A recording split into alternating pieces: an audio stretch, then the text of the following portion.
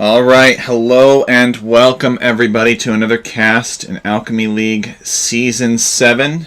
It is on remastered Ensemble Studios maps. Let me just flip through the website here and I'll show you. We got our old banner where we've breathed new life into these maps. And, well, today's the last day to play. That's why it says September 9th here. So the players are wrapping up their matches. I think we got one more set that needs to be posted, but they've otherwise all been played that are going to be played. You can see the different options that we got here. We got a remake of Canals, of Graveyards, of Moats, of Paradise Island, of Prairie, of Seasons, of Shipwreck, and Team Glaciers. So those are the Age of Empires 2 maps that we reworked. Custom map pool with standard victory condition and antiquity mode. So I just wanted to say, guys, before we get started here with the cast, just a general note for those of you who, I don't know who you are, but if you watch this video or you somehow stumble upon this video but you're not somehow in the server or already familiar with what we are doing, sign us for Alchemy League Season 8. They end in, well, they end in 5 days. I'm not exactly sure why this says September 14th, 2025, though, because I don't think I start registration for that. But you want to see the handbook, you can click up here on this little handbook icon. You hover over it and it says handbook. Plotter Ghost is actually helping me with a big upgrade to this website. We can check the timeline here. Yeah, round 1 starts the 17th of September, and the registrations close on the 14th, so you got 5 days. We changed the plan a bunch of times on this particular season because it's kind of special. We're coming up on the 2-year anniversary of the league, and we decided, you know what, let's just have some fun. So basically, took a bunch of custom, or not custom, they are going to be custom maps. We took a bunch of standard maps from 2020 before they really started getting upgraded for Definitive Edition, and we have made a few balance changes ourselves to still make them somewhat intelligible and like understandable. But we've added some more victory conditions to it.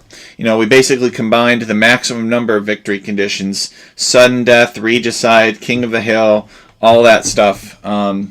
And we even added this tower that you have to defend that's away from your base, about at least 30 tiles away from your base. So there's a million ways to die. Maybe not quite a million, but a lot of ways to die. And for those of you that are timid, you can look at it like there's a million ways to win. You know, a million ways to defeat your opponent as well. So go ahead and sign up for that if you can commit the time for it. It should be a blast. Alchemy League Season 8 is going to be the last season of our league that is played under the current system, the quarterly system. After that, we are going to switch to trimester systems, where we'll have 3 seasons per year to give us a little bit more time with the map pools, because a lot of time goes into developing the maps, and it feels like we don't really spend much time on them. So give people a little bit more time to use what they learn on the maps, because once they, just as they're starting to figure these maps out, we move on to a new season. Maybe that's a good thing. Maybe we need to give people a chance to exercise what they have learned. We'll see. We'll see, but we're committed to at least 3 of this trimester system. So anyway, you can view the handbook by clicking here, and then you can sign up by clicking here. You can also view the signups here. Looks like we got a good turnout for signups so far. This 2K player from Colombia, Oliver Adam, was so excited about this season of the league, he even signed up twice because he wants twice as many matches. Unfortunately, I can only sign him up once.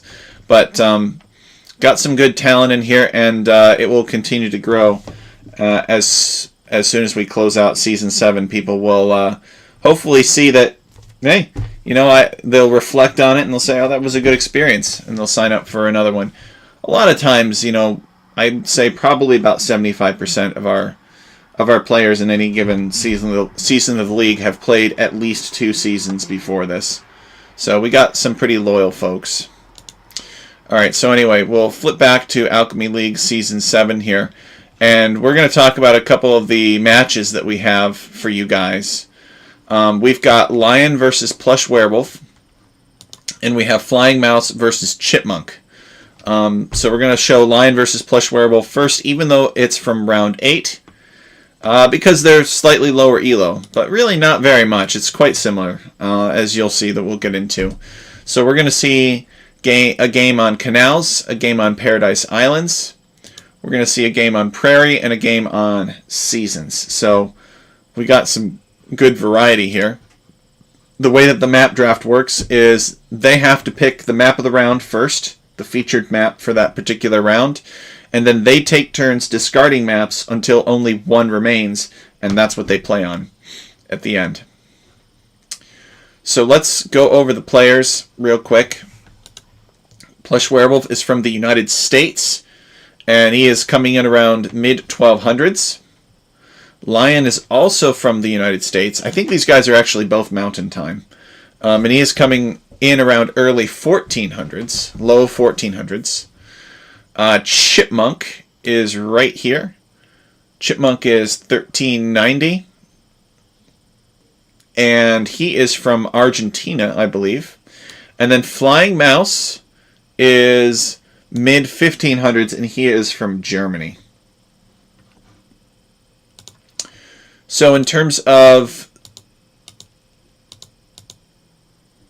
civilization draft, it looks like I accidentally have the same draft here somehow. I don't know if I clicked in it and it accidentally copied it over or what the deal is. Alright, well, let me grab the... Oh, actually, they posted the same Civ draft. Oh, well. Alright, so they posted the map draft twice. Once for the maps and once for the Civs, so oops, sorry about that, guys. Well, we don't really know what their Civ draft is, but to be honest, I don't really care. But some people are like, oh, you should do this for the Civ draft. And I was like, well, all right, as long as it'll be something kind of unique. All right, so we're not going to go into the Civ draft for that. We're just going to accept that they will have different Civs every time. All right, so here we go. Let's get into the game, guys. Change the overlay. All right, so we have Lion versus Plush Werewolf on Canals. This is round 8. This is the map of the round. Canals was made by Zetnus. This is a remastered version of the original Ensemble Studios Canals. And actually, we've got a kind of a narrower side here this time. This is one of those generations where the the spaces on either side of the canal are not that symmetric. So we got this over here as well. Okay. So big open area, but it's actually kind of interesting that the canal tends to split the players in half. Or it tends to split the battle area in half. Our version of Canals has some minor hills on it, but they're not a ton. Because elevation generation happens before connections. So that means that if this hill were here, and the terrain from the canal were allowed to travel over it, it would, and you would have a canal going over a hill, and that would just not do. That would be completely ridiculous. So we got Lion here with a little deer push. Lion is playing as the blue Japanese. And Plush Werewolf is playing as... he's playing as the blue Saracens. Plush Werewolf is playing as the green Japanese. So we take a look at Lion's Fog of War. He's just pushing in deer. Doesn't really care where Plush Werewolf is right now. He just wants to get this food underneath his town center. Let's take a look at Plush Werewolf's point of view. Plush Werewolf is actively trying to find Lion. He's found Lion's berries, and he's found Lion's town center. Lion taking some shots at Plush Werewolf, injuring the scout slightly, so Plush Werewolf cannot fight Lion. Can't fight Lion's scout unless he gets a hill advantage. So let's talk about these civilizations. Why could they have chosen the Saracens versus the Japanese? Well, Japanese make a lot of sense on this map. The reason they make a lot of sense is because they're just a good hybrid build map, or builds. They are good at hybrid maps. They have advantages to their build, like their mill, lumber, and mining camps costing less. They got some bonuses like their fishing ships working faster, their galleys have better vision, their infantry attack faster as well. I think that covers the majority of their stuff. They got good towers. They could research Yasima for some extra arrows from their towers. Let's talk about Saracens. Saracens are a kind of an interesting civilization too. They don't get any eco bonuses, but they got some decent military bonuses. Their markets being cheaper, both to buy and to trade at. Their camel units having more health. Their galleys fire 25% faster, and their transport ships have more garrison capacity and hit points. And their archers have this really weird ability where they do extra damage against buildings. So I think that he chose Saracens here for the galley fire boost rate. So here's the thing about a map like this, right? There are some resources in this canal, and those resources are good resources, and they are worth going after. So Plush Werewolf is mining away at these oysters. I'm not really sure a pick is... I guess is probably the most efficient tool to use. So Plush Werewolf fishing some of these shorefish. Looks like Lion gets a single deep fish over here, though. That's not terribly fair, but we've asked Zetnus to look into that. And Lion's going to wall this off. So anyway, I expect that there will be fighting over this canal, because you have the ability to kill villagers in the form of fishing ships. And, fishing ships can't garrison back in the dock unless you're Gurjars or something. So you have to take extra care to protect your stuff. So in a situation where you've got this long, bottled up canal like this, a shape like this could be difficult for fire ships to prosper in. Now, there's reasons to go for a civilization like Byzantines on this map. But I think that if Lion could get a good galley mass, right, he could make it very hard for enemy fire ships to get a good surround to get through this passageway. And so I think he's going for galleys. I think he wants to build a big galley mass and block this off so that the fire ships can't get a good surround, and pummel his opponent that way with bonus fire rate. Faster firing, I should say, from the Saracens.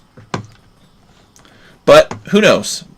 It could be all about the market, or Lion could have a plan to make camels. We just don't know. Plush Werewolf has the plan to make a barracks, though. I'm curious to see what Plush Werewolf's goal with the barracks is. Click on these. There we go. So let's tell us Lion is just clicking up to the Feudal Age, and Plush Werewolf is over halfway up to the Feudal Age.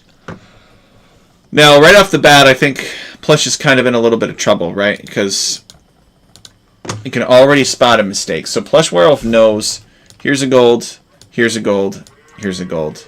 Hasn't really scouted this area out. I guess he kind of knows that there's some forest in here something.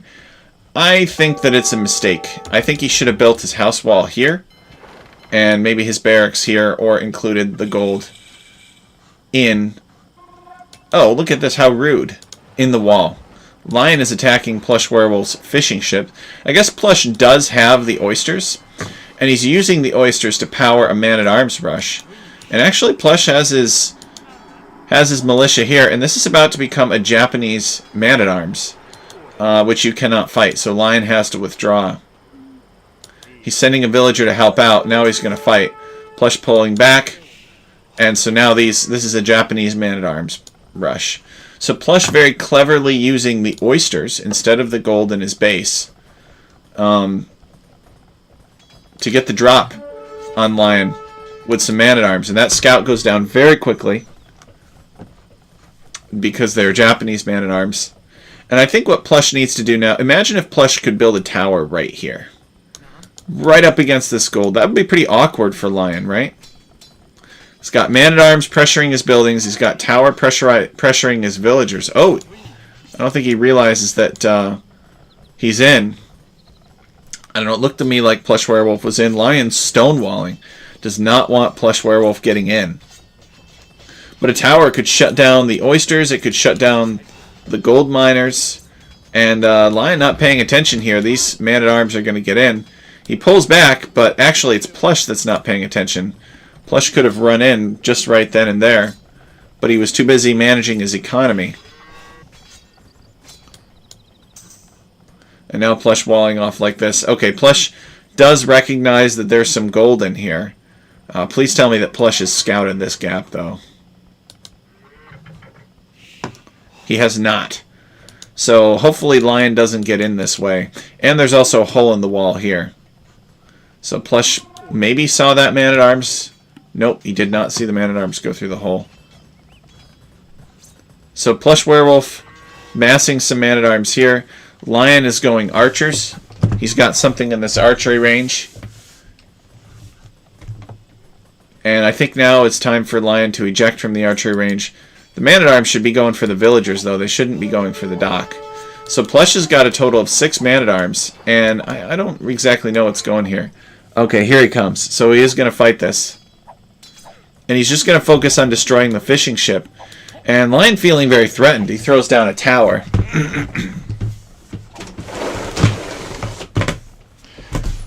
So Plush Werewolf pulling back. I don't know if Plush saw that tower. No, he did not. But he has 8 man-at-arms here against 2 archers. So I really think Plush could fight this. I'm not sure exactly what he's still running from. Lion building another archery range. And Plush has completed this blacksmith on 99%, but is now building a watchtower. I think Plush should probably just finish the blacksmith, so that way he can get armor upgrades and stuff for the man-at-arms.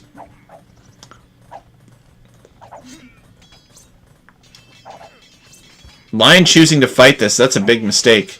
These are Japanese man-at-arms. One villager goes down.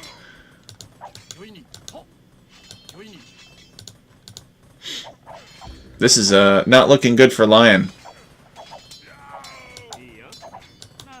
He does have some archers that are going to finish off these man-at-arms, though. Plush trying to destroy this watchtower. I say it's not worth it. I think the villagers are better if he can snipe them. Otherwise, he should prioritize the archers. Alright, Plush has plugged this off, but there's still a hole in his wall here that the man-at-arms is traveling through. The man-at-arms have bought Plush Werewolf time. I mean, they've given him the opportunity to build a big, greedy wall. I think he should have just walled to the edge right here, though. I don't really agree with this diagonal here. But I do like the fact that he came out here and he secured this. Okay, Plush seeing that hole, and he plugs it, and he's got a bunch of man-at-arms now. And what's this?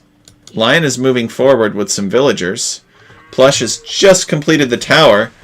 Is this not walled here? Alright, Plush has some skirmishers to back this up. Do they have fletching yet? Nope, no fletching yet.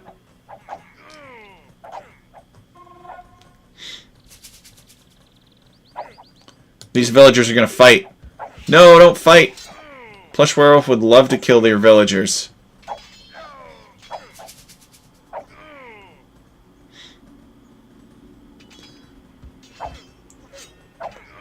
Oh, he manages to save that villager. Plush, come on, man. Javelin the villager. Javelin it. How the heck is that villager still alive? Alright, Plush building a palisade here to deny these archers an opportunity to get in. Buy himself some time. Alright, so Lion tower rushing Plush Werewolf's dock.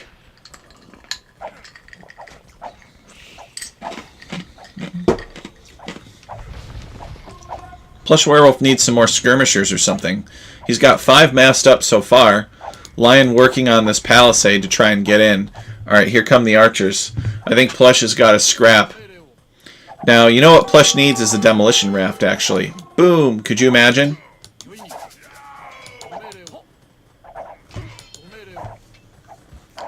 However, Plush is on his way up to the Castle Age. I don't know how close Lion is to Castle Age. Lion's not close at all. Alright, so Plush is basically done. You know, he doesn't want to really fight too much more in the Feudal Age. He considers the Feudal Age to be finished. Alright, let's click here and see if we can get a count on the villagers. So Plush Werewolf with 42 villagers, and Lion has 38. So Plush is actually winning so far. He has more villagers, although it's going down because Lion's still making villagers and Plush is not. But Plush is halfway up to the Castle Age.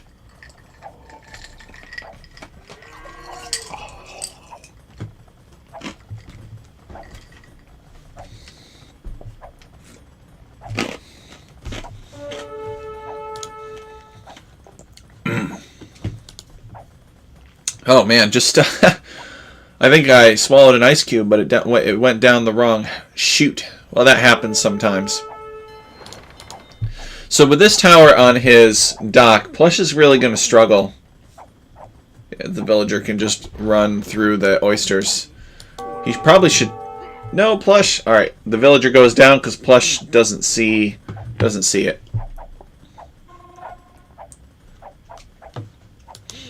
Plush has 2 more villagers wandering around outside.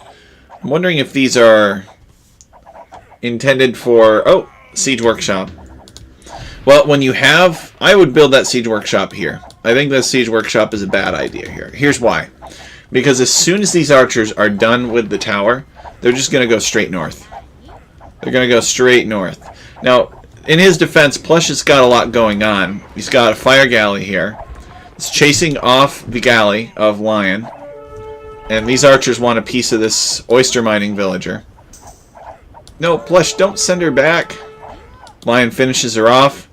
Plush is going to build a couple of barracks. And it seems that he wants to go infantry and siege. Now, I don't think Lion knows about this.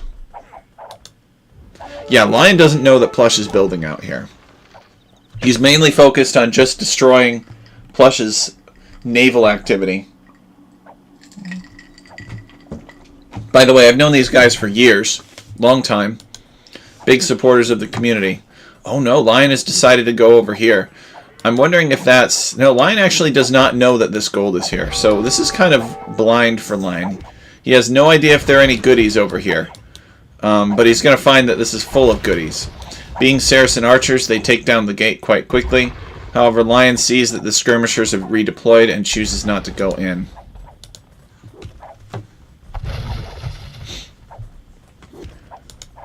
So Plush making another mangonel. He's deleted a hole in the wall. And Plush sending a villager to repair the mangonel. And the mangonel is getting some shots on the galleys. I think they're going to sink it. That's pretty funny. How often do you see galleys sunk by mangonels? Alright, so all that Lion has to do is move about 15 tiles up this way. And he could deny this town center. But he may not have done so in time. Alright, but he is going to see these villagers and be like, ooh, look at all these villagers. Oh no, Lion, no! What did Lion do? He must have just right-clicked up here. This is a disaster for Lion. He wants to go into the back of Plush's economy. Guess he's just sort of checking out what's back there. He didn't really have any idea what was going on. And Plush sends everybody home. No ballistics mean these archers just run around wherever. Plush Werewolf still with a lead, although Lion has more villagers. And Plush has got these Japanese pikemen here. Lion sending some villagers forward to rush the mangonels. I think Plush needs a scorpion or two to help these pikemen out. The villagers just charge the mangonels, and now they're going to run away. Plush has sent everybody back to work, and he's used his skirmishers to clean up the mess. He's got 19 hit points on that house. I do like what Plush is going for here, though. I think this is the right infantry composition for Japanese.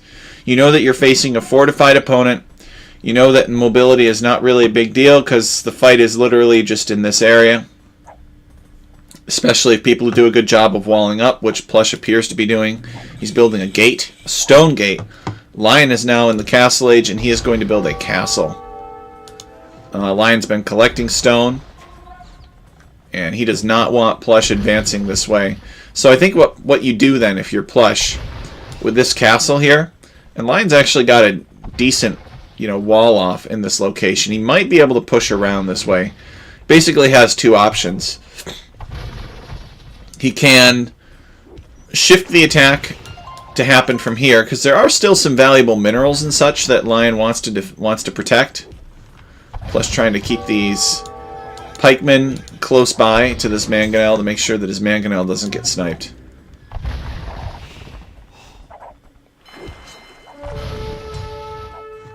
So anyway, the option is you can swing down here.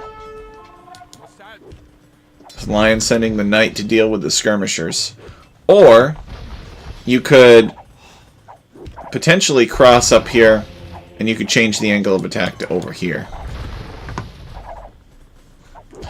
I don't think it's really worth for Plush to invest in siege ships.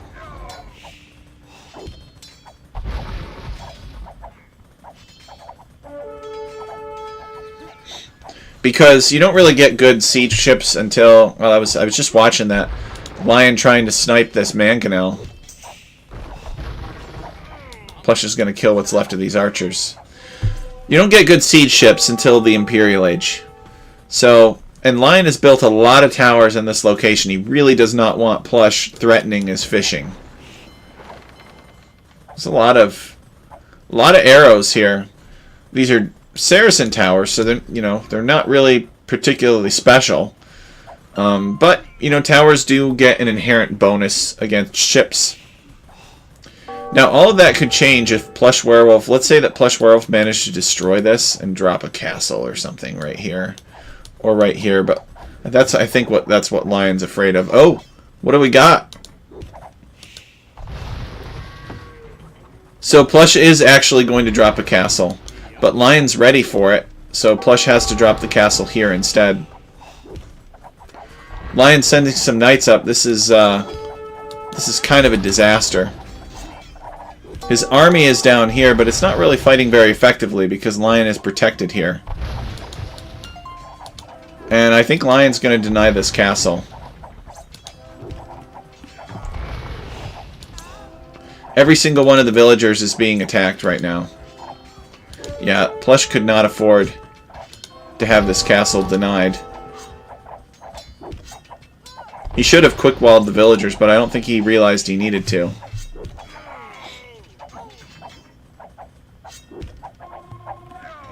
Now Lion is going to build a tower to make sure that the castle is fully denied. Oh my goodness. And he's going to wall this area off. This is a disaster for Plush Werewolf. 96% completion, too.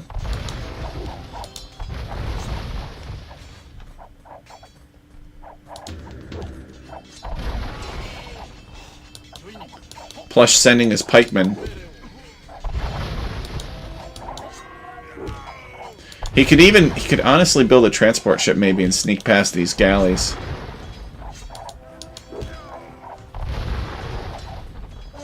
So now that the pikemen are coming up here, Lion is sending some knights down to massacre siege. These are Saracen knights. There's nothing particularly special about them.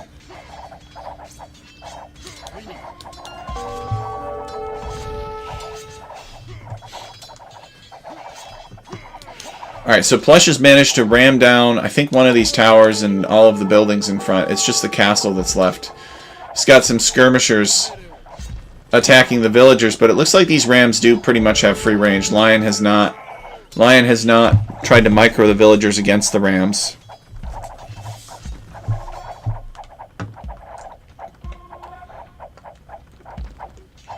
Alright, so Plush sending the whole town, trying to get to this castle. He's going to build a new castle here. He's going to leave this castle for now.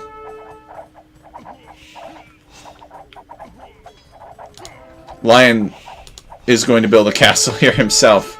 Oh boy. So Plush needs to redeploy these rams right here, right now. Take as much health off of this enemy castle as possible.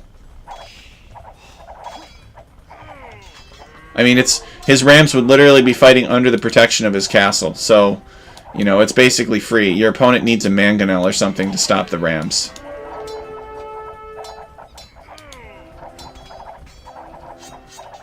Alright, castle goes up. So Plush needs to garrison in this castle. Shoot at the villagers. Shoot at the villagers. And maybe move the ram up to a little bit of relative safety. Okay, Lion has to garrison the villagers now. This ram should try to move up here into the safety of the castle. Alright, Lion taking advantage of his unique unit, which does melee damage, actually. So these Mamelukes could help protect Lion. It's been a very brutal fight. Plush Werewolf's pikemen finishing off that Mameluke. I think Plush is going to redeploy this ram to attack the tower. I know I would. How's Plush doing with range upgrades? I think he needs another range upgrade. Now, Plush does have safe gold. He's got this gold right here. And he's got this gold here that he seems to be relying on mostly. But I don't really think there's any reason to take that gold. And Plush with a very, very greedy castle drop underneath the fire of an enemy castle and an enemy tower. I don't know what that one's all about. Lion too good for that. Lion trying to keep this castle up. I think Plush is going to take it down. Yes, Plush manages to kill the enemy castle. They're really fighting over this position here. I don't see the value in this position, honestly. I don't really know why they're trying so hard to fight over this location, but they really want it. And Plush has chosen the right army composition for it. But this castle here is just very unfortunate. Alright, Plush is building a castle with one villager here. And that castle will be used to clear out the tower and the obstructing buildings, and then he'll finish his castle. Did Plush want to build a castle here? I don't think so, but this is a good castle location. It protects his economy. It protects 2 of his golds.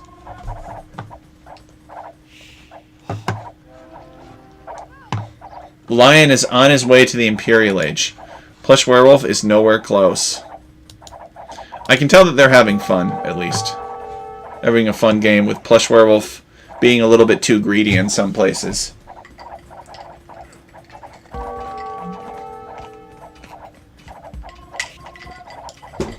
I'm not sure why he sent the ram here. He must have thought that this position was not better defended.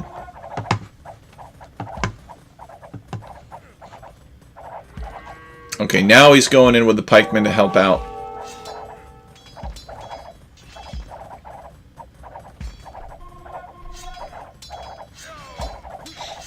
Now that it's just arrows everywhere, this ram will actually survive, and it will take down that tower. Plush has got 2 more rams. Lion sending some villagers to attack.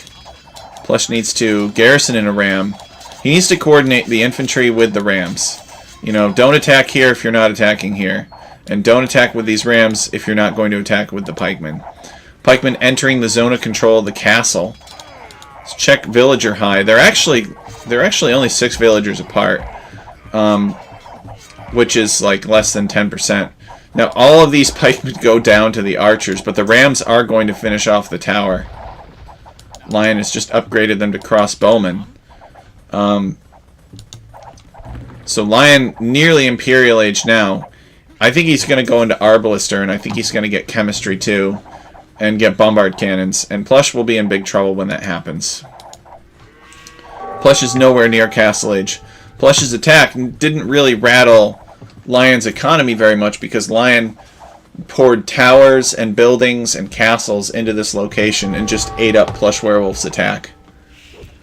Plush Werewolf trying to stonewall this area off, but the crossbows are going to find it. Put a stop to that. Plush Werewolf's resources are very vulnerable here.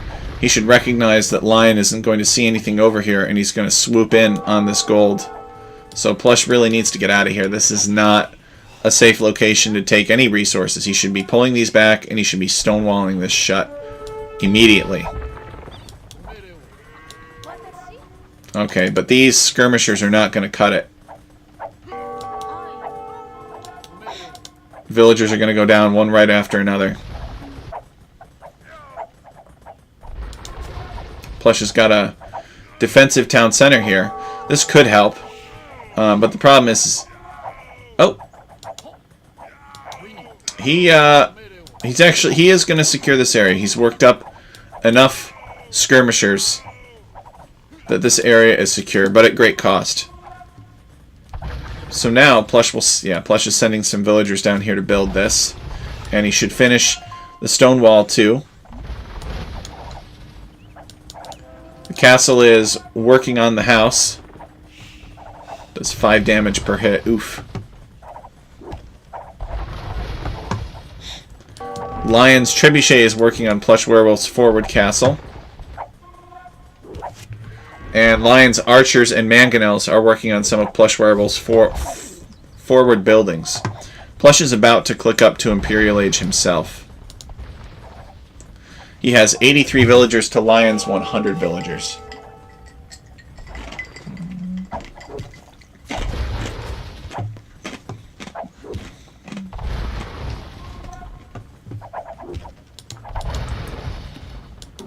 Plush has got a Mangonel here. Mangonels are not really effective versus Arbalists. They just have so much attack and range. They outrange a Mangonel, and they deal extra damage. These ones don't have chemistry yet, but if they did, they would just tear through this Mangonel.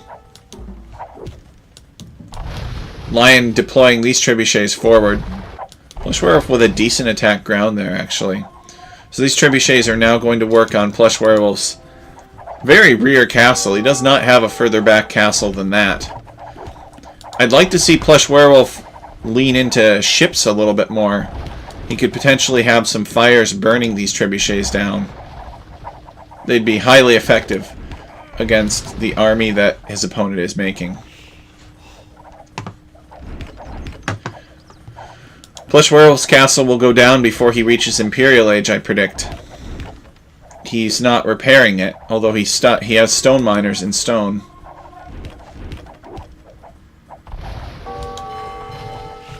Demolition raft would have been perfect, or demolition ship, or heavy demolition ship, I should say. And now this castle is being sieged. Where's Plush Werewolf going with the villagers? I think maybe he was hoping to finish shanking this house down and build this castle, just to have an extra line of defense. But seeing Lion's army here, Plush Werewolf calls the GG. It was a fun game to cast.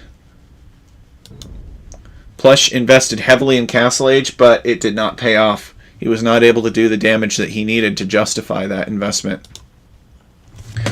Lion with 186 kills and 100 units lost.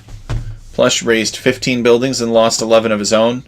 Lion with a larger army of 45. Plush collected more food. Lion collected more wood, stone, and gold. Technology. Plush never made it to Imperial Age, but he had better Feudal Age and Castle Age times. Both players had 2 castles maximum out on the field at any given time. Completed castles. Lion got a single relic.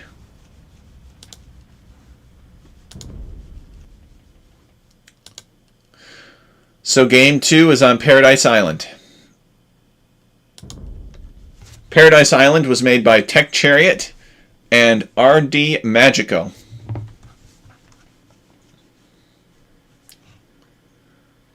It's our take on the Ensemble Studios original. You have a sanctuary here. It's got some relics on it. Looks like this version has 6 relics. It's surrounded by an undockable lagoon that contains a starting transport ship. This starting transport ship regenerates and can store any number of units, up to 232. And if it is destroyed, all of the units in it will die, but it will respawn automatically. So this transport ship is your only access to the lagoon in the center, since you can't dock this. There is an opportunity to dock the outside of the map. However, the fish is not terribly great. It's not very dense. And there are predators, just like the Legacy map. In this case, polar bears. In my opinion, these polar bears are not strong enough. I think they need to be able to fight a lot more villagers than what they currently fight. Because you can win against these polar bears if you have loom. But if you have loom in real life, like you're wearing proper clothing and you fight a polar bear, that doesn't mean anything to the polar bear. Just like, whatever. So on this map, you get 1 gold, 1 4-tile gold, 1 5-tile stone, and 1 4-tile stone. You know, there is sometimes a little bonus stone out here, a little bit of bonus gold out here. But, you know, resources are pretty scant, so that's why you want to go for this island as soon as you can. Plush Werewolf is playing as the Green Byzantines. They are known for their trash units. And Lion is playing as the Blue Mongols. They are known for their ranged units. Ranged units and or cavalry units. So let's see if we can figure out what they're up to. Got some boars here. I think you get 3 boars on the map. Somewhat surprised to see these deer.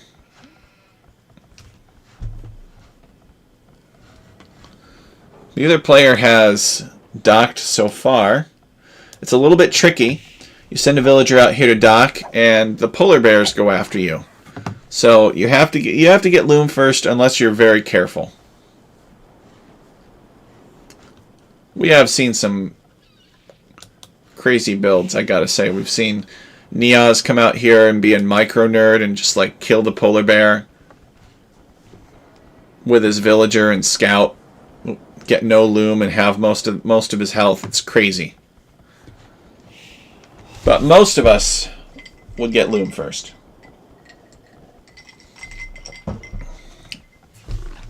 Let's take a look at the Fog of War. Okay, so Lion has a pretty good understanding of where Plush Werewolf is. His scout isn't injured too, so he was able to collect that information without getting too hurt. I think he wants to push the deer in now. As you know, the Mongols take deer more quickly. I'm not exactly sure why Lion chose Mongols. That's not clear to me. I think Lion is planning on taking this hunted meat very rapidly, clicking up to the next stage very quickly, and doing some damage. But late game, Byzantines should dominate Mongols on this map, because Byzantines have all kinds of trash bonuses. Yeah, Lion is on his way up to the feudal age now on 18 pop. So he took all of his boars because Mongols, just like the boars, evaporate beneath the hands of Mongolian hunters. And Lion is building a barracks now, so it's probably going to be an 18 pop scouts build, would be my guess. Because if it were Man-at-Arms, he would be on gold already, and the barracks would already be up, and he would be making militia and such.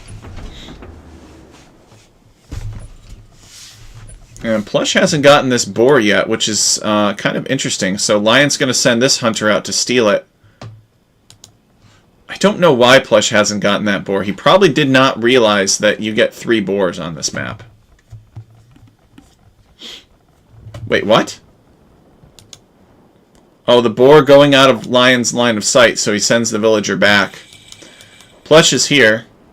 And Lion's going to chase him, fight him. This is a bad fight. I don't think Plush realized that Lion has reached the feudal age. So Plush, seeing that Lion is in the feudal age, is immediately building a barracks. Plush is also docked. So Lion gonna come here and mess with this, and then Lion sees the wild boar, so he's gonna take it, which is terrible for Plush because Lion is Mongols, and this boar will be pretty much instant food. It'll be instantly 340 food, which is like 3 or 4 more scouts for his opponent that he does not want his opponent to make. So already Plush is off to a very rough start, failing to realize that this was his boar, losing a scout to his opponent, fighting a polar bear. It looks like this polar bear has a hill advantage over Plush's villager, which is not good. So that villager will die, even though it has loom. And Plush has killed another villager, and Plush has not done anything to secure this gold. This map is too fast for Plush. I just think he doesn't realize that Lion's got a plan for Plush Werewolf. This villager can't go anywhere. Not sure where she's going. She needs to be brought back to the town center, but she's not going to make it.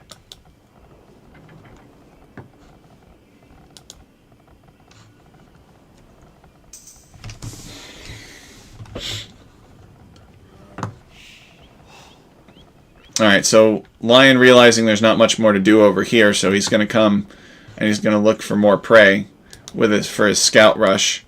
Plush Werewolf building a mining camp on the stone. I'm wondering if he's going to build a tower as well. He has not really ventured outside of his small walls after that damage. Plush Werewolf with 22 villagers to Lion's 25 villagers. Plush is almost to the feudal age, though. Reaching the feudal age now. Lion with a forward aggressive dock. Lion has not docked yet, but he knows that Plush is docked, and he wants to prevent Plush from gaining any benefit from water. So Lion's scouts are on the prowl looking for something to do. I don't know why Plush hasn't small-walled this fisherman in yet. It seems like that would be... If you know that there are scouts on the prowl in your base, and you're just going to let some villager out by himself fishing by your dock, maybe he thought that Lion wouldn't find that, or maybe he forgot about it. Not sure. Lion will probably send this villager that's building this house, send it around like this to right about here and build a tower. That's my prediction. I'm predicting it right now. Alright, what is Plush Werewolf going to do with this feudal age? He's moving forward with these villagers. Lion will see this because he has an outpost here.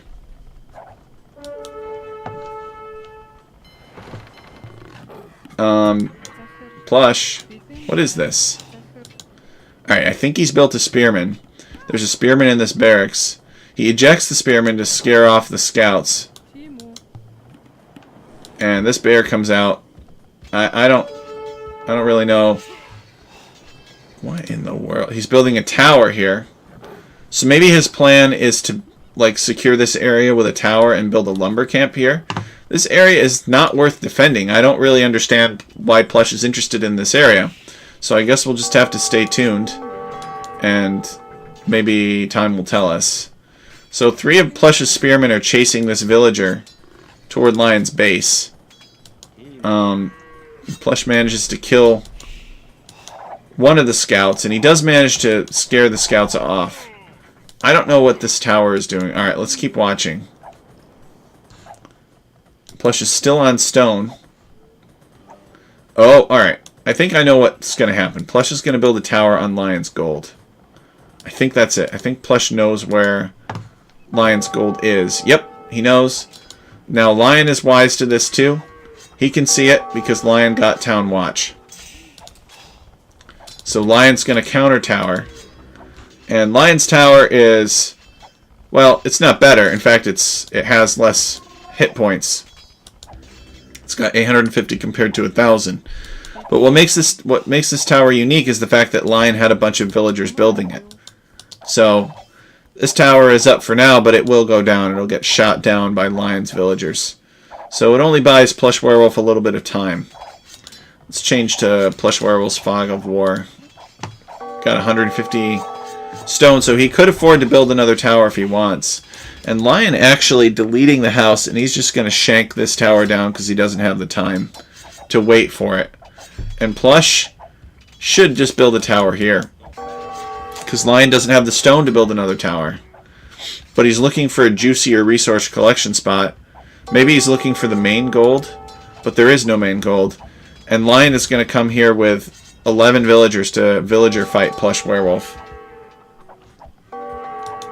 He took Plush Werewolf off of this gold.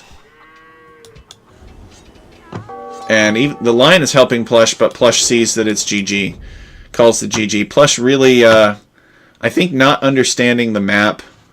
You know, losing a boar here. Not securing his resources. Building a worthless tower here. All these things contributed to Plush Werewolf's demise. Could you say that Lion had a better map than Plush Werewolf? Yeah, maybe, kinda. And Plush did have a gold that was outside of his tree line, but Lion kind of had that too. Lion's gold maybe only been just a little bit closer. But I think this is just Plush being surprised by Lion's very fast scout rush and not being ready, not having secured the resources that he needed to secure or make his economy or villagers safe. So Lion playing that well, doing exactly what he needed to do to win against a civilization like the Byzantines on this map. Let's check out the statistics.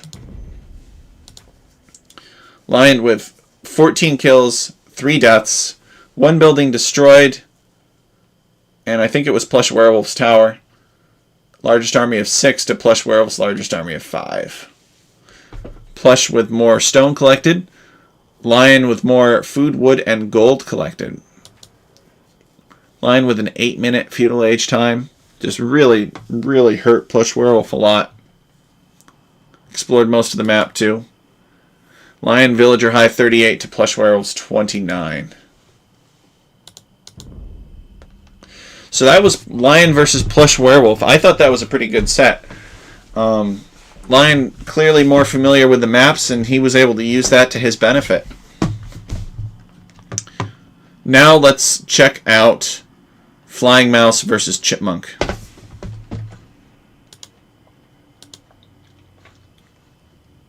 Show you these players. Civilization draft. So this one we actually have 5 random bans initially, and then they globally ban 2 civilizations each. Flying Mouse does not want to see Dravidians or Mongols. Chipmunk doesn't want to see Armenians or Celts. And then they pick 3, snipe 1, and then pick 1 more. So that left Flying Mouse with Persians, Hindustanis, and Huns. A lot of good cavalry options. And Chipmunk left with Britons, Japanese, and Vietnamese.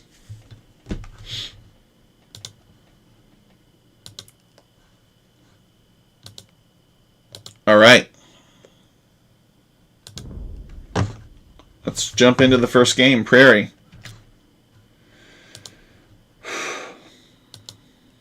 Prairie was made by me, TechChariot, yours truly.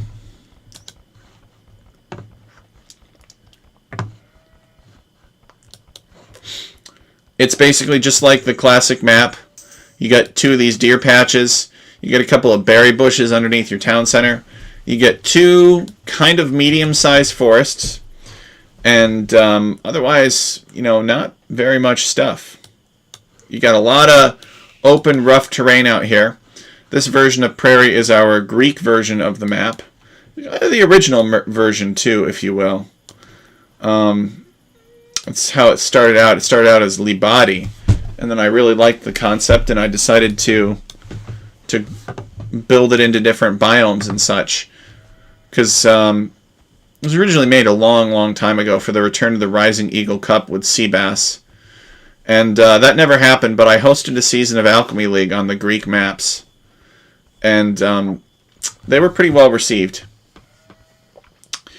So Chipmunk, he is playing as... They were well received, so I brought it back. Chipmunk is playing as the Cyan Vietnamese, and Flying Mouse is playing as the Blue Huns. So I feel like Huns would be very good on this map. I don't really understand Vietnamese at all. I don't get it. But maybe Chipmunk has a good plan for them. We can hover over this to see their bonuses. Enemy positions revealed from the start. Economy upgrades cost no wood and research twice as fast. Artillery range units and fire lancers have extra HP. Conscription's free. Okay. So they got a bunch of weird bonuses, basically. They're themed around archers, but they have a weird bonus. Flying Mouse knows where his opponent is. He's Vietnamese. So there's no excuse to lose a scout to the town center, right? Knows that his opponent is right there. I don't know what Chipmunk is planning for Flying Mouse. Let's see what Flying Mouse's situation is like. Flying Mouse has not found his opponent yet. He's been using his scouts to spend his time pushing in deer. He may not realize that his opponent is this close to him. Now, there's all kinds of these mouflons here. And Flying Mouse is going to push in the other one too. You got 2 scouts on this map, just like the original Prairie. And by starting with 2 scouts, it means that you start the game pop-capped. So there's nothing to do except get loom. So you have to get loom first. So everybody's got loom, but there are 2 scouts here, which makes it actually pretty dangerous. These scouts can be very scary. They can team up on a villager and kill it quite quickly. Even a loomed villager. So Flying Mouse coming out here, he's put 4 on wood. So 4 on wood for us. For Flying Mouse tells us that he's actually going into archers. Flying Mouse is going to do some kind of archer into CA maneuver. By the way, the food is pretty scant on this map. It's hard. Flying Mouse finds his sheep. He'll be happy to see those. Send those home. So you don't want to screw around too much. A lot of people prefer civilizations with eco bonuses on this map, because it gives you just a little bit of a food bonus that you need to get to the feudal age. And if you're not careful, you could be 30 villagers and still not be able to afford to click up to the feudal age, and that's just asking for trouble. Your opponent will come over and wreck you. Huns, do they get an eco bonus? Well, as a matter of fact, they do, actually. The eco bonus for the Huns is the fact that they do not need to build houses. They start the game with population capacity the same as for the, well, whatever the maximum is. So Flying Mouse, force dropping, and then he's going to click up to the feudal age on 21 pop. There it is. He just had to finish his barracks because he needed the 2 buildings, and he only built the lumber camp. Flying Mouse has actually not built a mill yet. A little bit of fighting here. Chipmunk clicked up first to the feudal age. Chipmunk is presumably going... Yeah, he's going archers. He's got 9 on wood. And he's got villagers on gold. He's definitely going archers. Probably a 1 range opener here. Unless Chipmunk's got the man-at-arms headed out across the map. So Flying Mouse needs a mill, and he's going to build that mill on some mufflons here. So he shoots one of the mufflons with 3 villagers, and this other lady builds this entire building in the time that it takes these 3 villagers, less time actually, than it takes these 3 villagers to harvest all of the available meat from this mufflon. Can you believe that? It's just funny Age of Empires logic, I guess. Buildings are supposed to take longer to build than anything else, but there it is. It goes up. So Flying Mouse is here. He's going to see that Chipmunk is on the gold. Got 3 on gold. That's enough to sustain production from a single range. And Chipmunk hitting the feudal age. He wants to get this archery range up. And he needs to be careful. Flying Mouse picking off that scout. That is unfortunate for Chipmunk. Chipmunk can't leave, though. Otherwise, Flying Mouse will come over here and pick off a villager. Alright, Flying Mouse sees the spearman and gets out of there. Gets out of dodge. Flying Mouse is going to get double bit axe because he is in the feudal age as well. And Flying Mouse is going to build his archery range forward. So Chipmunk making an archer. Flying Mouse making a spearman. Not really sure what for. I guess it's good to have. But he knows that he killed one of his opponent's scouts. And he knows that his opponent isn't going scouts, so the spearman doesn't really make much sense. Unless he wants to use it to scout, move around and explore a bit. So single range opening, this is kind of a defensive move. Oh no! Oh no! Chipmunk building this blacksmith from the wrong side and that villager getting picked off. Well, that's an important win for Flying Mouse. Now they are going to trade scouts. And this spearman comes over here too late to save the villager's life. This blacksmith is not up yet. I think Chipmunk should send something to build it. He needs this blacksmith. He's got archers in the range, I would assume. 3 archers, yes.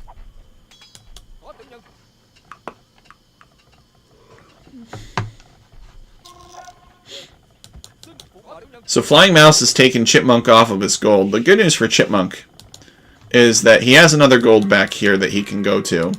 It's not the most convenient thing. It would be better for him to reclaim his gold, original gold. Okay, the archers are out. Chipmunk doing a little quick wall thing to lure the scout into position where these archers could snipe it. And these villagers want to finish the barracks. Of course, they're going to go the wrong way. It's just trash. Chipmunk does not have fletching on these archers, and that hurts. Flying Mouse has fletching on the skirmishers. Chipmunk trying to get this... Come on, Chipmunk. Just shift-click this. Flying Mouse is spearman. I guess I didn't understand why Flying Mouse made the spearman, but maybe I do now. Okay, blacksmith goes up. Now Chipmunk can get fletching for what it's worth, but he has no army left. Flying Mouse has punished the forward gold. He's punished Chipmunk for being a little bit too slow to protect it. Would Chipmunk have been better off going scouts himself? Possibly. I think so. Flying Mouse with a forward range.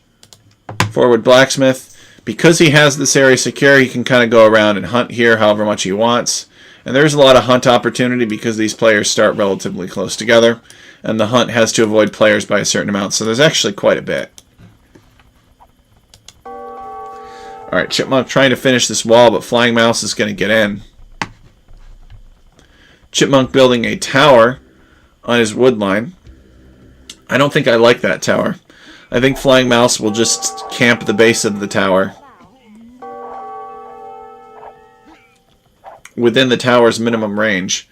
The good news for Chipmunk is that that tower was on a hill, so it dealt a lot of extra damage to these skirmishers. And now Chipmunk abandoning the wood line. This Flying Mouse has got his skirmishers there. Flying Mouse pursuing the villagers, maybe not paying attention. Maybe he doesn't care.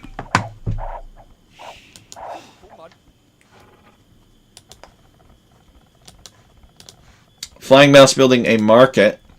We've seen that Flying Mouse has kind of taken his foot off of the gas.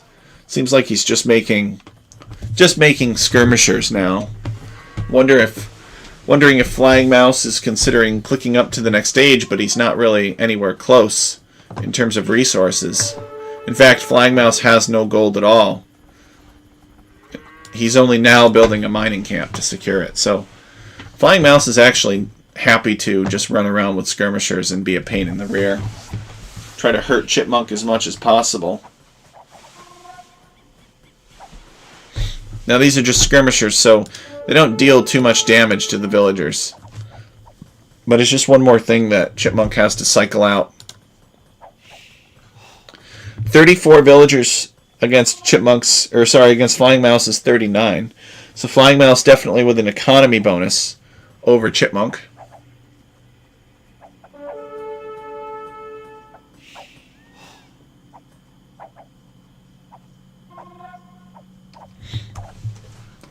Maybe Chipmunk lost some villagers in a combination of idled town center time. What's this? What's this lady doing all the way out there? So I think Flying Mouse has gotten enough of a skirmisher mass that he's forced Chipmunk off of his forward gold. So Chipmunk has to go to his rear gold, and that's what he's doing. Now, I don't know if Flying Mouse is paying attention to that. Maybe Flying Mouse doesn't care. But, you know, if you're Flying Mouse and you see that your opponent hasn't tried coming back here for a while, maybe you get a little bit suspicious. You know that your opponent has built a tower on the wood line, which means that the tower is not on the gold. Not protecting the gold at all. Flying Mouse has clicked up to the castle age. Let's see how close Chipmunk is to clicking up. Alright, well, Chipmunk is not the closest. Flying Mouse's base looks pretty clean. It's a Hunnic base. It's everything that we would expect and dream for. Now, I don't... Oh, okay, here it is. So this is what I was looking for. So Flying Mouse, being on his way up to the castle age, knows that he's goaded his opponent into making skirmishers. So now he's going to build a stable, and he's going to kill those skirmishers with knights. So Flying Mouse just needs to be annoying enough. He needs to wander around, he needs to not take fights, and he needs to basically just lure his opponent's army into perpetual chase until he can get castle age and make knights. Remember that Hunnic stables work, and the stables of their allies work 20% faster. So the goal is not to win with these, the goal is to prevent these from being over here, messing with Flying Mouse's economic resource collections and such. Flying Mouse has gone onto his other wood line, but this wood line is well known to Chipmunk. Actually, no, it's not. Well, Chipmunk will find it. So, because of that, Flying Mouse needs to keep these skirmishers alive as long as possible, and the skirmishers have succeeded. They may actually live. I don't know. Could send him home. He's going to build a couple knights. Let's go over to Flying Mouse's point of view. He's got knights queued up from two places, actually. So he has knights in this stable, being built from this stable and from this stable. And these knights are converging upon Chipmunk's town. This villager trying to wall things off. But knight charging in. The skirmishers are not going to do much against this knight. Now, luckily for Chipmunk, this knight doesn't have any armor upgrades. So it actually is pretty fragile against arrow fire if it's not within a minimum range. So each of these skirmisher javelins deals exactly 1 damage to the tower. Sorry, to the knights. It would probably deal 1 damage to a tower too. And it's still only dealing 1 damage. So actually the armor does not help the knights against the skirmishers, but it helps it against things with more attack, like towers and town centers. Flying Mouse very focused on this tower. I don't know that that's really important. I think it's more important for him to raid. Like if Flying Mouse just went down here, he could pick up so many villager kills. His opponent has 43 villagers, and only 15 of them, I think, can garrison in the town center. Yep, only 15. So here we go. We see that these knights have scared off Chipmunk's gold miners. Apparently there is a Fire Lancer here that goes down. I think that's like a regional pikeman now. One of you guys that's got that new Chinese DLC, let me know exactly what the best way to describe a Fire Lancer is. My understanding is that they are a regional pikeman that has some sort of bizarre charge attack. So Flying Mouse can... Oh, he's got a lot of actually really injured knights here. So he's probably going to build a monastery. Oh, yep, there it is. He just rushed it up with some villagers. And he's going to make a monk. And he's going to heal these knights with the monk. Which is really kind of cute. Yeah, there's the monk being made. He's going to heal him up and send him back in. Meanwhile, there's 4 fresher knights looking for some damage. So Chipmunk is going to build a gold town center here. I don't know how great this town center location is, but there's a hill here, so it's kind of challenging. Even if you deleted your own mining camp, it's kind of challenging to get a good town center location in.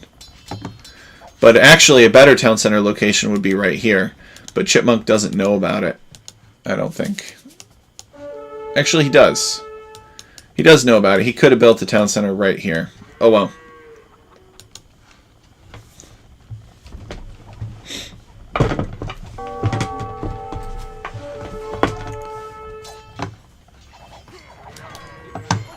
So Flying Mouse he's healing up his knights. He's got other knights in a battle here against some skirmishers. He should withdraw them. Chipmunk mostly just making trash units. Since he's been off gold, I guess he does have a little bit of gold income now. Chipmunk calling the GG. He feels too far behind. Let's take a look at the villager count. Yeah, 49 against 65. I guess that would be hard to come back from, but I've seen worse. Flying Mouse with a 2 town center, 2 stable, pretty standard. Chipmunk with 2 town center, 2 archery range, and a barracks. But yeah, Chipmunk just getting raided incessantly by Flying Mouse. Was not able to secure his resources fast enough. A few minor mistakes. He had a villager building from the outside and such. I also don't know that Chipmunk really scouted... Yeah, he didn't really scout his opponent until later to see what his opponent was up to. See that his opponent was intent on building forward buildings and pressuring him quite early. Let's take a look at the stats. So Flying Mouse with 25 kills, 21 deaths. No buildings destroyed from either player. Chipmunk with a larger army. Flying Mouse with better food and wood and gold collected. Really, all of them. The only thing they're tied on is stone, of which neither collected any. Chipmunk with a better feudal age time. And Flying Mouse with a better castle age time. Significantly better. Which accelerated his domination.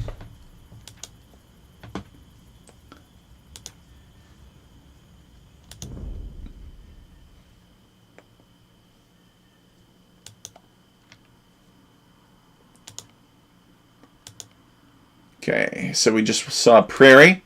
Now we're going to see Seasons by these two. Seasons was made by Biscuits for Alchemy League Season 7. And it looks like they got the Light Winter version. On the Light Winter version, there are relics concentrated on an ice bridge.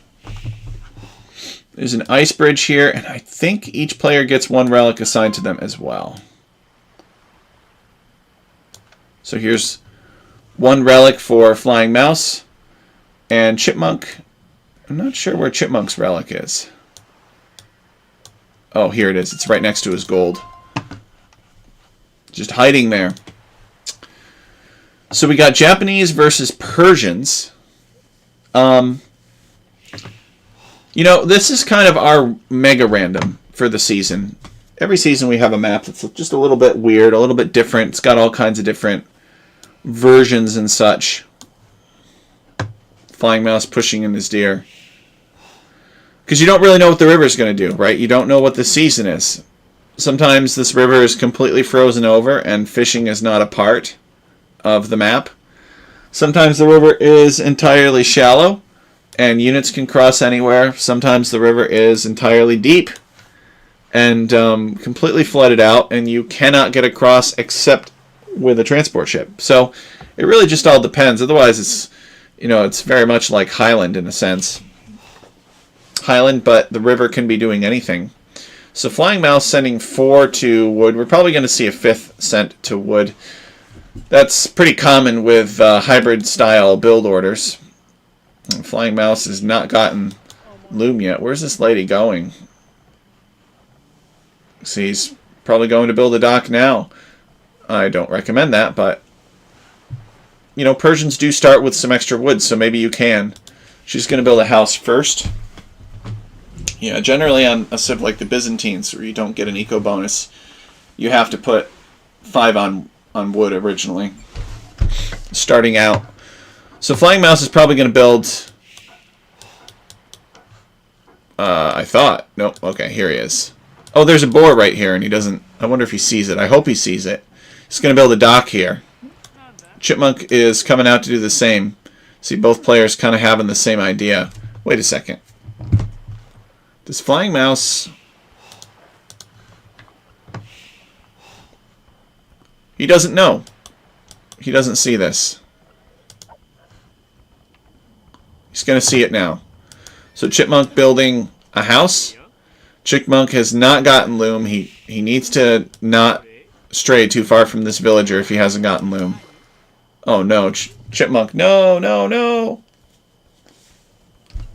This scout could totally... Flying Mouse could totally destroy Chipmunk's villager with this scout if he wanted to. Alright. He manages to wall it in time. Dang, that was pretty scary. I thought that Flying Mouse was going to get a free villager pick-off right there. And Chipmunk wants revenge, right? Flying Mouse has beaten him previously. So Flying Mouse is going to attack the Palisade Foundation, but Chipmunk will finish it. He's built a dock. I think that Japanese have a better dock than Persians do. In fact, I know that to be the case. But Persians have more of an economic dock. Their docks work faster. And they have more health. Look at this, 3,600 versus 1,800. So Persians are kind of tough to take off of water. Otherwise, I think the map is pretty standard in terms of resources.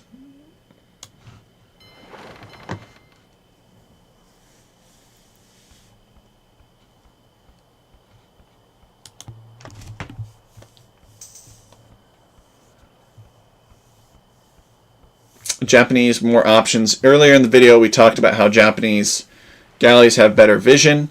Their fishing ships work faster and have more health. So we look at this, and here's a dock with twice the health, right? 1,800 to 3,600. And then here are fishing ships with twice the health, 60 versus 120. So it's actually kind of funny how that works. One has twice as tanky docks, and the other has twice as tanky fishing ships. Now, Alchemy League is standard victory condition. I don't think anybody is going to get a relic victory, though. Because Chipmunk would have to... People like to wall this passageway off. Chipmunk would have to have to break through this wall. Well, actually, first of all, if Flying Mouse failed to wall this, that would be very bad. But let's say that Flying Mouse did wall it, which any sane person would do, especially since he has or had a villager in this location. Actually, I don't think he's going to wall it. That is kind of insane. I would just wall this. I don't understand that. Anyway, he should wall this. But the reason that we won't see a relic victory probably is because assuming that this gets walled off or secured in some way, how's a monk going to get all the way over here? And snag that relic and collect all of them. It's very unlikely. Alright, Mouse advances to the feudal age. He's got 2 docks. Chipmunk has 2 docks himself. Chipmunk is also feudal age. And it's probably going to be a roll of fire ships. Yeah, Mouse, 2 fire ships. Chipmunk, 2 fire ships. And when I say ships, I mean galleys.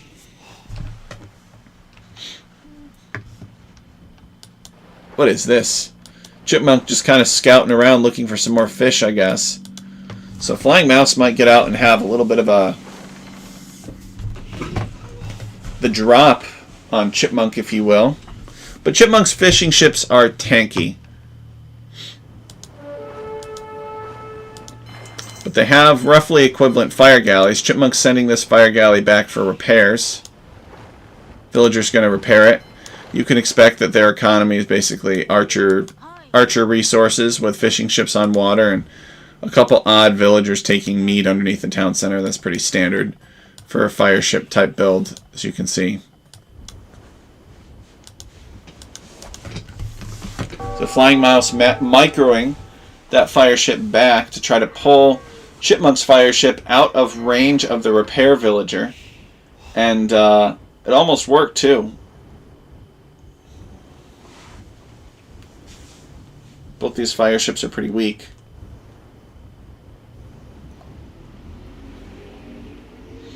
Chipmunk making good use of the repairs. Flying Mouse has sent a repair villager as well. Chipmunk is housed. Chipmunk going and looking for the fishing ships. Doesn't see him. He's going to send this weak fire ship back to be repaired. Sinks a ship. I didn't catch what it was. Alright, the first demolition raft of the match has shown up. Boom, blows up one of Chipmunk's fire ships.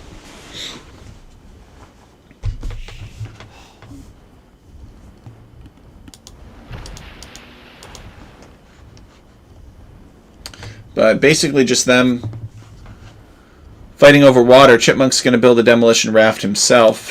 Flying Mouse, I don't know if Flying Mouse is still going to try and win water. Looks like he's slowed down. He's not as interested in winning water. Maybe Flying Mouse is planning on going up to the next stage. He's got a ton of extra gold. He's got 14 on gold. Could consider adding another dock or something.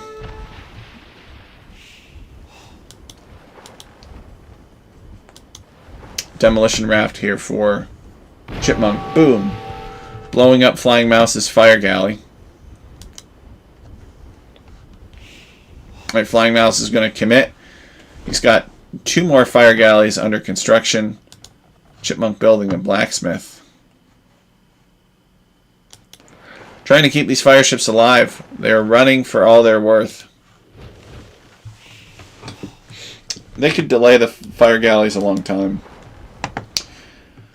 Not only is there a long way to go, but they have twice the health. And I really think that it'd be worth it for Chipmunk to just prioritize sinking these fishing ships. Similar to what his opponent is doing to his fishing ships.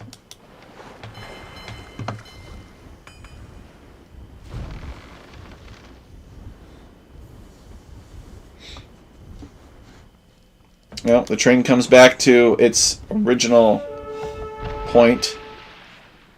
And time to make another run down south. Flying Mouse in hot pursuit. So far, Flying Mouse has the advantage, right? Like, Flying Mouse has destroyed all of Chipmunk's fishing ships, and Chipmunk hasn't really... I think he may have destroyed one of Flying Mouse's fishing ships. Now, overall, I think Japanese are a much better civilization than Persians in general. They're just way more flexible. Persians are all about brute strength, but Japanese are all about the nuance to the strength. They've got fantastic infantry. They've got decent siege weapons. They have good monks. They have good towers.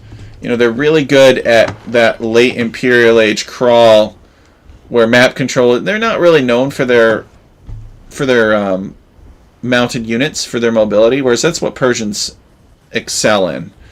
I would love to see, you know, halberdiers and onagers and monks and Yasuma keeps, you know, crawl across this bridge into Flying Mouse's town. I think that would be a pretty great use of Japanese. I don't know if Chipmunk is going to get there, you know, because Persians are a brutally strong civilization. They're easy to play. They've got good economy. Start with a little bit more. and they have decent night rushes that can power through early counter units. But if Chipmunk can get to the late game, I think that he could really do quite well. Chipmunk is going to come over here and try to shut this down. I don't know if he knows about... Yeah, he does. So he knows that Flying Mouse has a dock over here, so he's going to build a dock of his own to make some fire ships from and pressure his opponent. So Flying Mouse has kind of won this side. Chipmunk is not really interested in coming out. If I were Chipmunk, I would just burn these.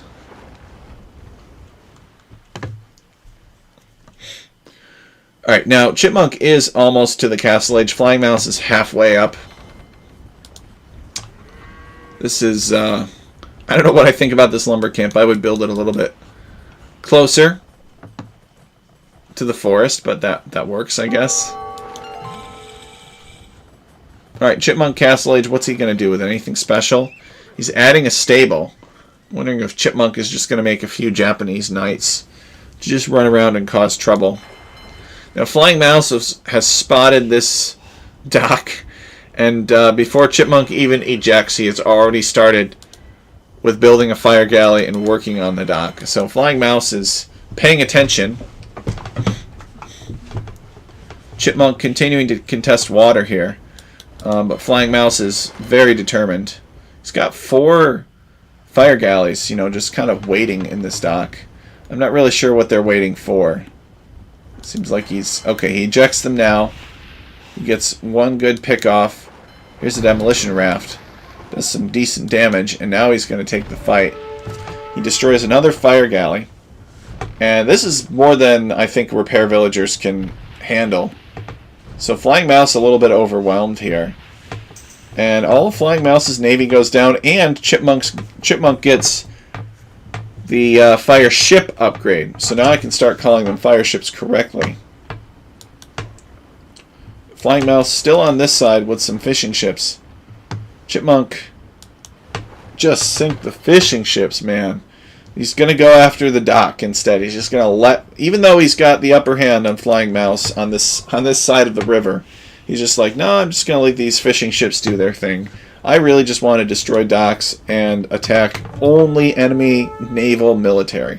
I don't want to attack any naval economy that my opponent might have.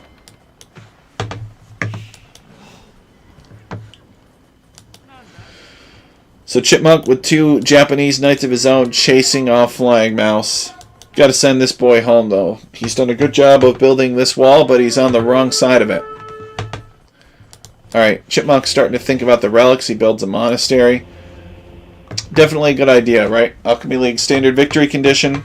So if he picks up all the relics, he can start a countdown, but not likely that any one player will get all of the relics. Now, while Chipmunk was working on this dock, Flying Mouse attacked his navy and destroyed it. So this dock is down to 60 HP, and Chipmunk has no ships left. So that was a big waste. Chipmunk should have just sunk the fishing ships and even just stashed the navy or something in case Flying Mouse built more of it. That was unfortunate to see because Chipmunk spent a lot on that, building that up. Chipmunk has made a fishing ships over here, but Flying Mouse has destroyed it. So both these guys are just kind of spamming fire ships when they can. The monk here is going to heal up the knights. Flying Mouse has built his monastery closer to the relics. It's a pretty confident location, actually, to build.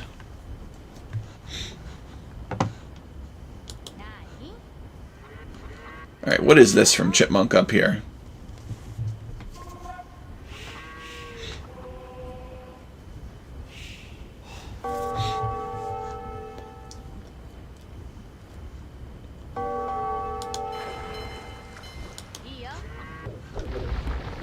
So he's thinking about building something here, but looks like he doesn't quite have the resources. Alright, Flying Mouse is one on the north side of the river. I think he's one on the south side of the river. He's gotten one relic, I think. He's about to pick up another.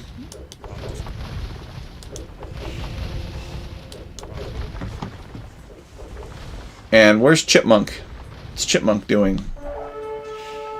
Oh, he's fighting off a raid in the back of his base. This monk is going for a conversion. So Flying Mouse deletes them. Flying Mouse needs to get up here as soon as possible. Chipmunk has collected 2 of these 3 relics. He's got another one back here. And Chipmunk should at least try to get this relic. He can send in the monks, he can send in the knights. He's got 3 monks. Chipmunk has 62 villagers. Flying Mouse has 74. Flying Mouse booming on multiple town centers.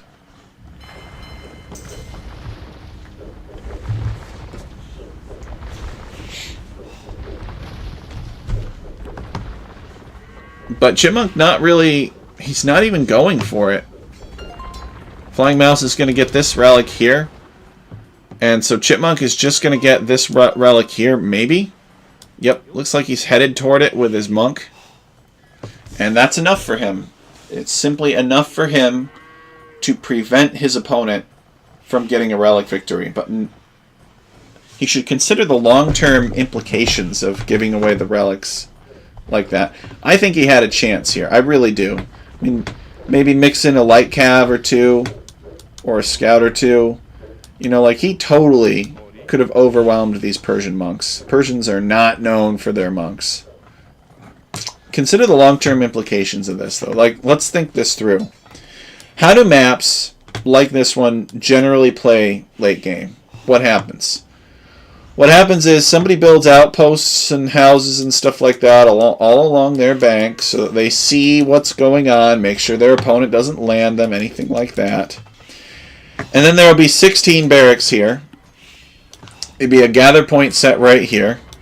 There'll be Yasima keeps, there'll be siege weapons, there'll be monks, there'll be all kinds of things pouring towards your opponent. And your opponent will be sending Savars and other stuff pouring back this way. Okay. And it's going to be a war of attrition. It's going to be a war of attrition over a choke point. It's not going to... Victory isn't going to come because you flanked your opponent or something and got into his eco. Victory is going to come because you literally overpowered your opponent. And the best way to overpower your opponent is with gold units. And the best way to have gold units is to have more relics. Because late game, the gold mines might be depleted, but the relics will still provide a source of gold. The good news for Chipmunk is he did pick off a few monks, but there's one more over here that Flying Mouse could use to pick up this last relic that is in his zone of control. So Flying Mouse, I would give the advantage on water. Although he's not fishing with it. Oh, he's fishing down here. Okay. So Flying Mouse has the water advantage. He has the relic advantage. But Chipmunk has a dream. No, I'm just kidding. Maybe Chipmunk has a dream, but what I mean is that Chipmunk has a big civ advantage. And he's going to have to lean into that late game. Now, the good news for Chipmunk is that it is going in that direction. It seems like Flying Mouse is not really... Like, if Flying Mouse were coming forward and he was building a siege workshop or something up here in a monastery, in a stable or something, you know, then that would be a pretty good sign that Flying Mouse is not waiting for this game to go late. But it seems like Flying Mouse is perfectly content with this game to go late.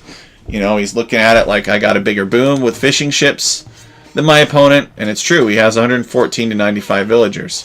He's looking at it like, I got 4 of the 5 relics here. I just need to take the time to garrison one of them. So Flying Mouse is looking... Oh my god. Japanese CA. Are you kidding me? Why? Why? There's no reason to make CA here. I just don't get it. I don't understand. There's nothing these CA can do against these camels that foot archers couldn't do better. Maybe if, like, Chipmunk were planning on going around here and raiding and, you know, surprising his opponent and being all hard to get and everything, that's fine. But there's a choke point, right? There's an objective right here. This is what you want. So whatever's the slowest will basically... For equal gold cost, whatever's the slowest will win this choke point. Alright, so Chipmunk has some cavalry archers, and he's converted a camel, which he is healing up now. which he's going to heal up. I don't agree with the CA, but he seems to like them. And he's got some archers. So is Chipmunk going to build a castle somewhere? He's on his way up to the Imperial Age, and he's building a castle here. So maybe Chipmunk is looking at this like, now is the time for me to make a big brain play. I'm going to go up to the Imperial Age. I'm going to drop this castle, which will allow me to build docks along the coastline. I'm going to get the fast fire ship upgrade, which is a huge power spike. And then I'm going to beat my opponent.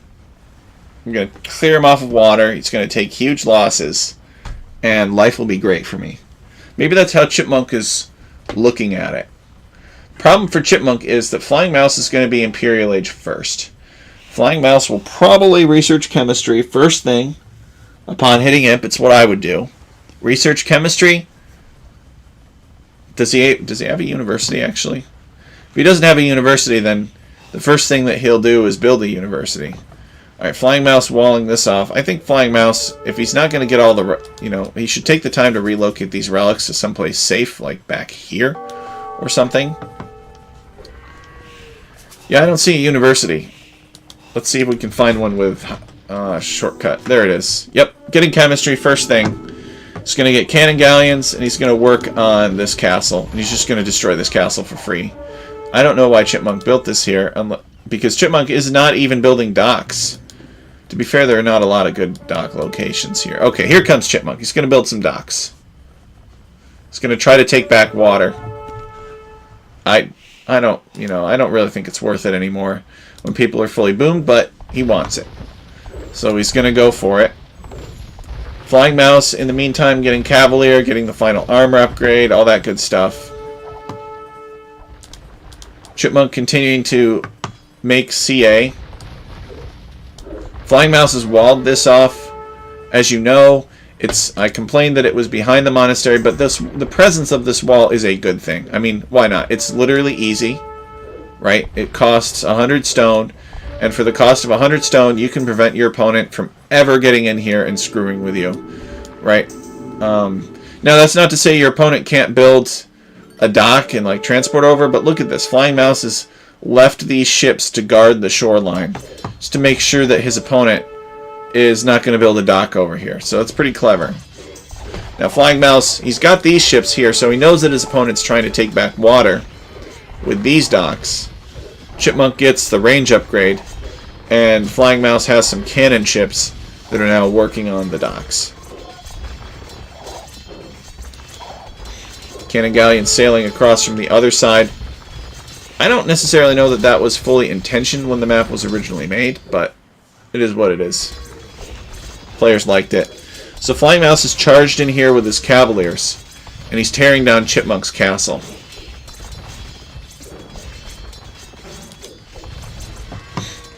Chipmunk has some cavalry archers back here, though. It's just, you know your opponent is going to go into Savar. You know your opponent is going into Savar. Let's see if we can find the Savar upgrade. The light cav upgrade. He's making some scout cavalries. Flying Mouse is pop capped.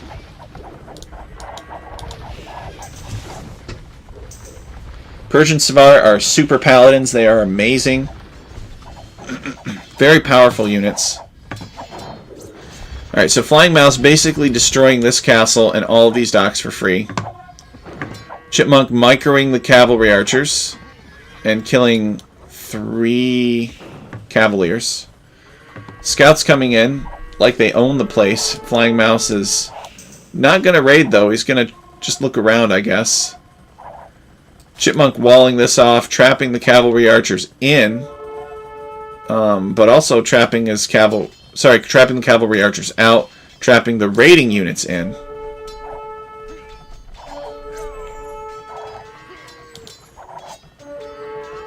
Chipmunk is at 139 out of 155 population. Alright, here are the Savars. So I think this is going to be a pretty short game for Chipmunk. 8 Pierce Armor. These cavalry archers deal 7 plus 4 damage, which is 11. So therefore, each of these cavalry archers deals 3 damage per hit to a Savar. So you figure Savar has 165 hit points. That is a lot of shots. It's like 60 shots to kill a Savar. A little less than 60. Between 50 and 60. But you get the idea. It's just a massacre. And like, I don't know, could anyone have predicted that your Persian opponent would want to go Savars? Where are Chipmunk's barracks? He's got 2 barracks, and he's got some halbs. I don't think he's got enough halbs. Just the amount of love for Japanese CA, I just don't get it, man. I just don't get it. What is this? Alright, stables from Flying Mouse. Can Chipmunk prevent these stables from going up? Maybe if he can, Flying Mouse will be a little bit bottlenecked. I mean, he's got plenty of room back here to build more stables.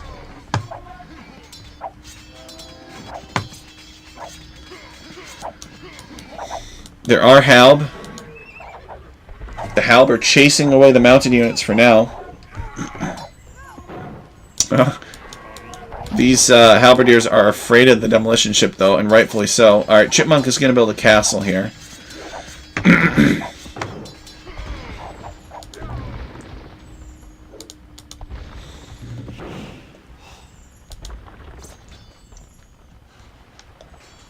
I think Chipmunk needs more barracks. He's got 1, 2, 3 barracks. He's slowly building up. I'm wondering if Flying Mouse's military, these idle ships here, are costing him population space and actually kind of hurting him a little bit.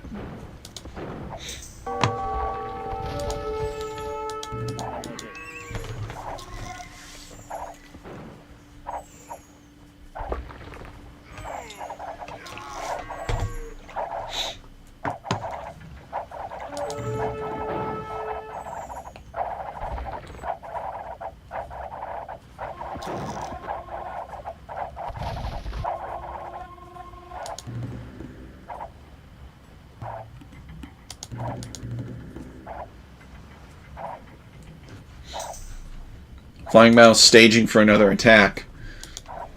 He's got hussars, he's got commander on crossbows. This looks like an all-trash army. Flying Mouse kind of saving his gold. Savar is a very expensive upgrade. It's said that Paladin is a waste of gold in 1v1. Perhaps that's what they meant. Savar upgrade similar in cost to Paladin, I believe. The good news for Flying Mouse is that he's got 3 out of the 5 relics. 1 is just sitting here looking nice. He never got it. But even still, Flying Mouse should be able to make nothing but commander on crossbows and still counter everything that Chipmunk is doing. Chipmunk wants to keep this gold secure. He still has his gold. He hasn't really spent much of it. He spent some of it on these heavy cavalry archers, but Flying Mouse has definitely spent more gold than Chipmunk has. You know what Flying Mouse should do, actually? And maybe he's thinking about it now. He should build a transport, send these villagers over here, and build just a line of stables all through here. I think he knows about it. Yeah, he knows about this area. So he could build stables all throughout here, and then he could flood Chipmunk's base with endless hussar spam. Take advantage of Persian mobility. Persians don't really want to fight Japanese halberdier. And it seems that Chipmunk is getting enough of them.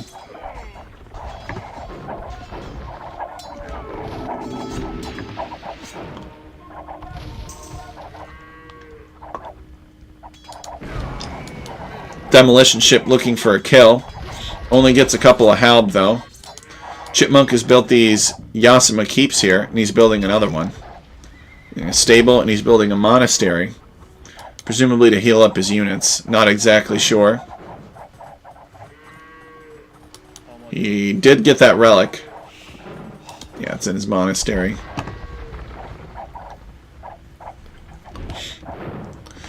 So I've contended that Japanese are the better choke point civilization. But Flying Mouse doesn't have to make this about choke points. He can use his control of the water to land somewhere and build a bunch of production buildings and flank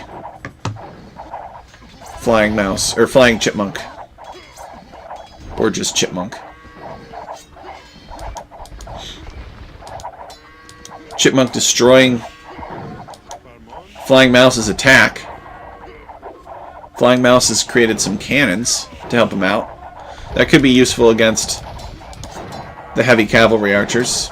I would recommend onagers, like 3 or 4 of them.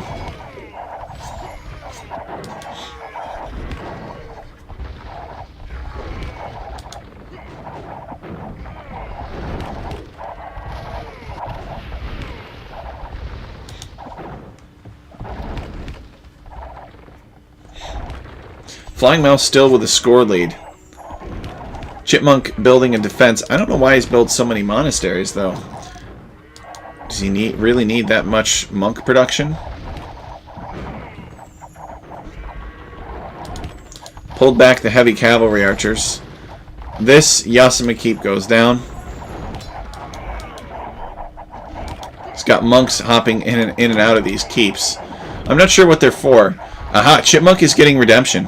Smart. So Chipmunk is going to convert these bombard cannons. I like that. I think that's definitely the right thing to do. As Japanese, your monks are a very powerful tool. And Japanese they have access to all of the monk techs. So there's not really any reason for them not to make monks. Some people say that you have to have a bonus for something in order for it to be worth making. Or that if you have a bonus for something, that means you must make that. And that's just not true. Monks are monks. Doesn't matter what civilization they are. But some civs definitely have better monks than others. Flying Mouse doesn't want to go monks himself because Persian monks are awful.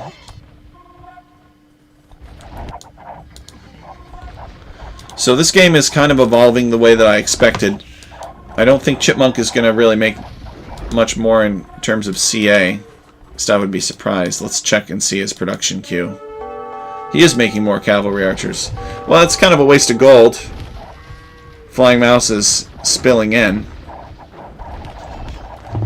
Should be spending the gold on siege weapons. This commander on crossbows. 2, 3 shot. Not enough commanderons, I think.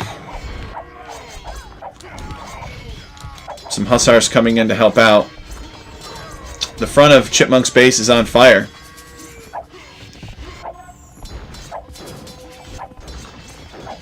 Looks like Chipmunk is about to lose everything, actually.